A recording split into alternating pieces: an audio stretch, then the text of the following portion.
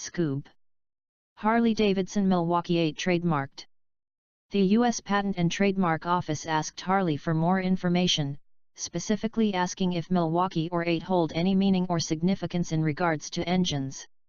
Harley's response was that Milwaukee only happens to be where the company is based, and that the number 8, and other numbers, are sometimes used in the automotive and motorcycle industries to indicate the number of valves or cylinders in an engine. Yeah, right. Further investigation reveals that Milwaukee 8 in fact refers to a group of 8 early 20th century American artists now on exhibition at the Milwaukee Art Museum, whose collective style was all heavily influenced by the beer that made Milwaukee famous, Schlitz. They were some of the biggest hopheads on the American art landscape at the time, says museum curator Amy Notgood, and I mean literally on the landscape. They were usually all napping in public by lunchtime. Placing the coolant inside the pistons is a genius move possibly inspired by the sodium-filled exhaust valves first seen in the Rolls-Royce Merlin V12S used in the P-51 Mustang fighter plane of WW2.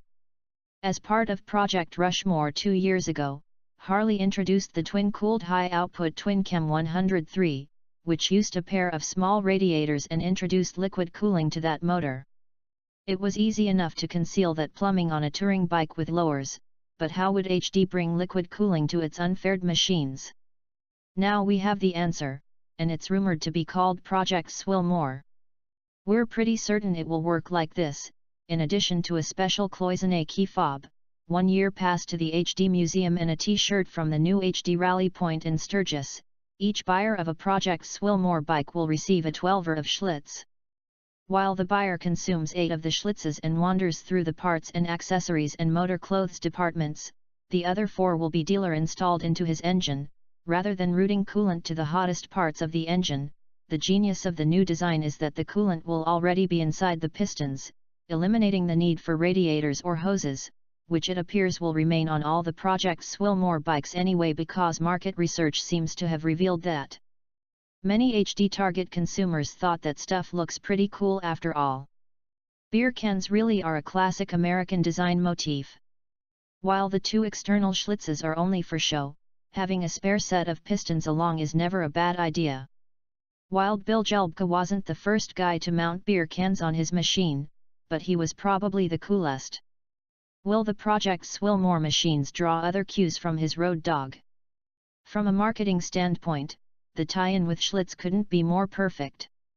Rumors leaking from the brewery indicate that a completely new formulation designed to reduce foaming and taste great while being less filling has been in the works for some time, but that a special forged controlled expansion can was needed to keep the Schlitz pistons.